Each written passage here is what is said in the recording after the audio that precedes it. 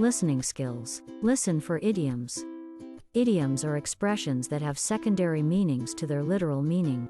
Students frequently struggle to understand that idioms cannot be understood by dissecting the content of the statement.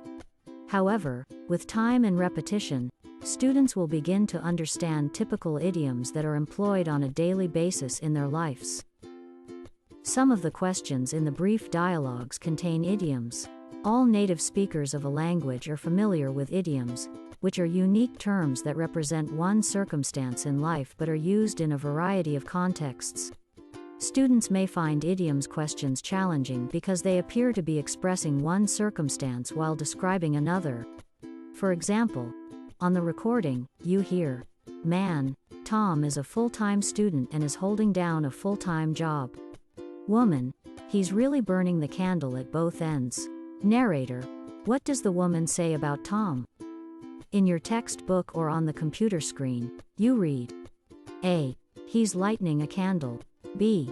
He's holding the candle at the top and the bottom. C. He's doing too much. D. He's working as a firefighter. Answers A, B, and D are incorrect because the expression, burning the candle at both ends, has nothing to do with candles, burning, or fires in this question. As a candle often only burns at one end, the statement, doing too much, is instead used to describe when someone is trying to accomplish more than they are actually capable of. As a result, C is the best response to the previous question. You can pause the video in this section to check and read each of the most common idioms. You can also pause the video for the next 2 slides.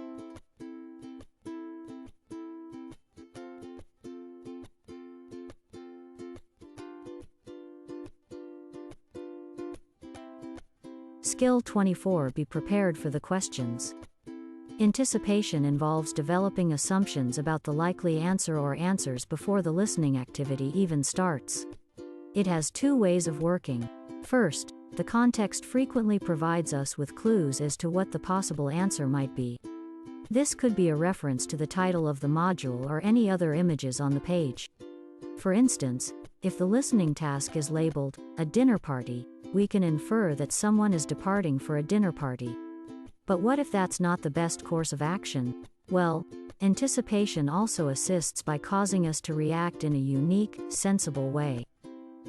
If you can predict what the questions will be and pay close attention for the answers to those questions, it will be very helpful to your ability to respond to individual questions during the lengthy discussions. Anticipation can also be achieved by employing keywords. Expressions or single phrases that we expect to hear in the response or in the context of the response are referred to as keywords. An activity, a season, a name, an emotion, a physical object, and many other things can all be used as keywords. We have a better probability of selecting the right response when it is finally supplied if we can foresee the format of the response in this way. Example. In your test book you read, A. For 3 weeks, B. For 3 days, C. For 3 months, D. For 3 hours. You try to anticipate the question, how long does something last? You can be very sure that one of the questions in this example will be regarding how long something lasts. You can attentively listen for cues that will reveal the answer because you are certain that this is one of the questions. This example demonstrates how it can be beneficial to quickly scan the test book's answers before really listening to the speeches on the tape in order to anticipate the questions you will be required to answer. Skill 27. Listen for answers in order. While you listen to the speeches, you can employ one of 2 techniques. You can choose to simply listen to the talk without paying attention to the answers, or you can do both: listen and follow along with the answers. If that approach works well for you, stick with it. Some students like to simply listen to the lecture as it is being given. Other students discover that reading along with the answers as the lecture is being given helps them answer questions more accurately. You can read along while listening to the recorded talk because the detail questions are addressed in the correct order. On the recording you hear, Woman, the Great Chicago Fire began on October 8, 1871. And according to legend began when a cow knocked over a lantern in Mrs. O'Leary's barn. No matter how it began, it was a disastrous fire.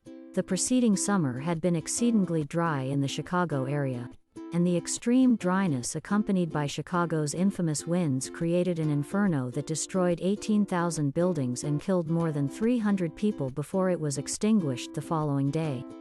On the recording you hear, narrator, according to legend, where did the Great Chicago Fire begin? Which of the following is not true about the Great Chicago Fire?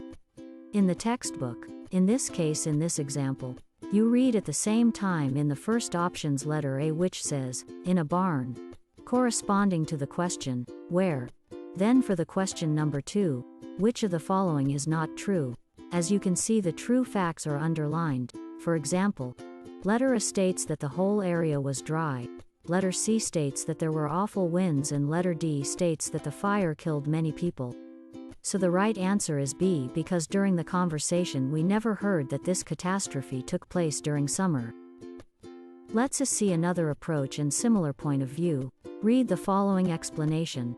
When you read the answers to the first question you can anticipate that the first question is, where did something happen? As you listen, you determine that the fire began in Mrs. O'Leary's barn. Therefore, you can anticipate that the best answer to the first question is A. If you read the answers to the first question while you listen to the talk, you can determine that the answers A, C, D are true. Answer B is not true. The fire did not begin in the summer, it began in October, which is in autumn. Therefore, the answer B is the best answer to the question, which of the following is not true about the Great Chicago Fire? Things you need to know about the TOEFL test. 1. One of the most common myths is that in the TOEFL test audios are played in random order. They require to pay a lot of attention to the audio. You don't need to worry about the sequence because the conversation will always follow the order of the test's questions. Instead, concentrate more on the audio's content to improve your ability to respond to the questions. 2. It's a common misperception that the listening examinations only involve listening to audio samples and answering straightforward questions at the conclusion. Each work requires the candidate to comprehend the information in the audio and then follow a specific set of instructions in order to complete it. 3. The listening evaluation can be administered in a variety of accents, including British, Australian, New Zealand, American, and Canadian accents. All these and other accents will be represented in the audio recordings played. You should expose yourself to both the practice exams and diverse audio accents from authentic sources, to get ready for this part of the test.